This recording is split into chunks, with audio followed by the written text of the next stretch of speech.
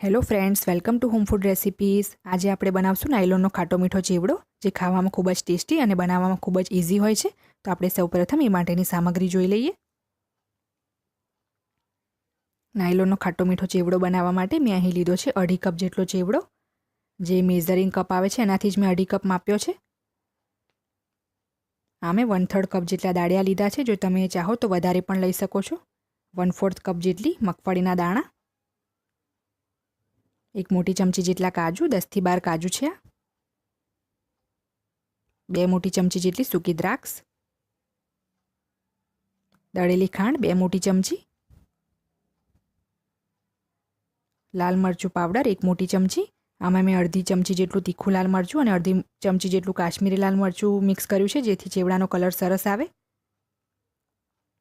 ટાર્ટ્રી એટલે કે citric acid 1/8 teaspoon જેટલા લીંબુના ફૂલને મેં પીસીને પાવડર બનાવ્યો છે. તો આ સાઇટ્રિક એસિડ છે. હળદર અડધી ચમચી, અને આ મેં 4 ડાળખી જેટલા કડી પત્તા લીધા છે. 25 થી 30 પાન છે. આ સ્વાદ મુજબ મીઠું. તો મેં આ કડાઈમાં તેલ ગરમ કરવા માટે મૂકી દીધું હતું. હવે આપણે આ રીતની એક ચાણી મૂકી દઈશું ઉપર, અને આ ગળણીમાં જ આપણે આ મગફળીના દાણા આ રીતે તળી લેવાના છે. તો આ રીતે આને સતત હલાવતા જશું અને ધીમા તાપે લાઇટ બ્રાઉન થવા દેશું. બધું જ આપણે આ રીતે ગળણીમાં જ તળવાનું છે, જેથી જો ડાયરેક્ટલી ફ્રાય કરશો તો પછી એને કાઢવામાં પ્રોબ્લેમ થશે. તો આને આપણે લાઇટ બ્રાઉન કરી લેશું. તો તમે જોઈ શકો છો આપણા મગફળીના દાણા છે લાઇટ બ્રાઉન થઈ ગયા છે. તો હવે આને આપણે એક ટિશ્યુ પેપર પર કાઢી લેશું, જેથી જે એક્સ્ટ્રા ઓઇલ છે એબ્ઝોર્બ થઈ જાય. તો હવે આપણે સેમ આ જ રીતે દાળિયા પણ ફ્રાય કરી લેશું ધીમા તાપે.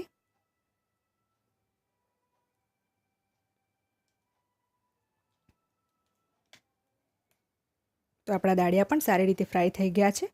તો આને પણ આપણે સેમ વાસણમાં ટિશ્યુ પેપર પર કાઢી લેશું.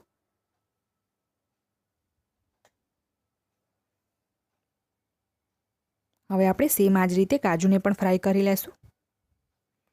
તો કાજુ થોડીક સેકન્ડ માટે સતળાય પછી જ આપણે એમાં સૂકી દ્રાક્ષ નાખશું, કારણ કે ખૂબ જ જલ્દી ફૂલી જાય છે. તો હવે આપણે આમાં સૂકી દ્રાક્ષ નાખી દઈશું.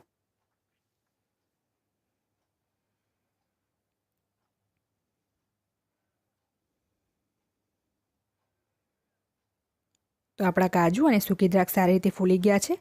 એને પણ આપણે સેમ એ જ વાસણમાં કાઢી લેવાના છે.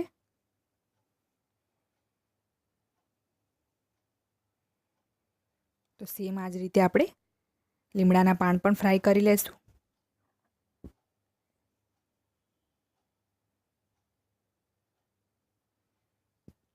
તો આને પણ આપણે સેમ વાસણમાં કાઢી લેવાના છે.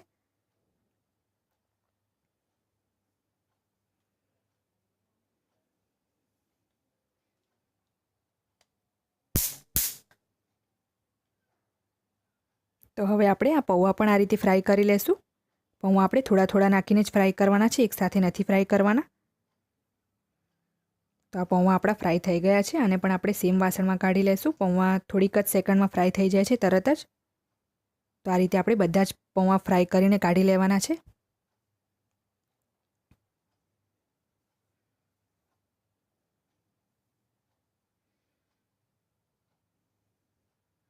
તો મેં બધું જ ફ્રાય કરી લીધું છે.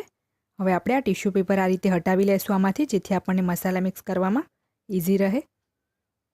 અને આપણો જે ચેવડો છે ગરમ જ છે. ગરમ ચેવડામાં જ આપણે મસાલા મિક્સ કરવાના છે. તો સૌથી પહેલાં હળદર નાખશું,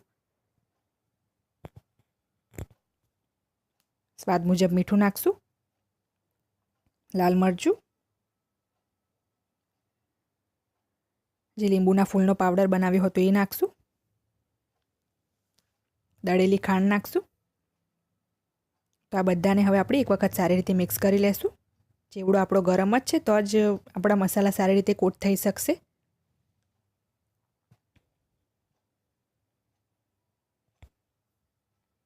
તો મેં બધું જ સારી રીતે મિક્સ કરી લીધું છે. હવે આપણે આને એક પ્લેટમાં કાઢી લેશું.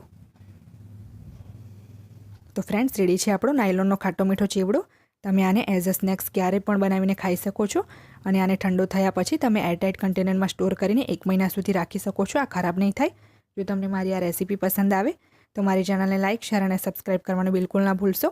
સબસ્ક્રાઈબ બટનની બાજુમાં જે બેલ આઇકન છે એને પણ ક્લિક કરો, જેથી તમને મારા દરેક વિડીયોની નોટિફિકેશન મળતી રહે. જો તમારે મારો આ વિડીયો હિન્દીમાં જોવો હોય તો એની લિંક પણ ડિસ્ક્રિપ્શન બોક્સમાં આપી દીધી છે.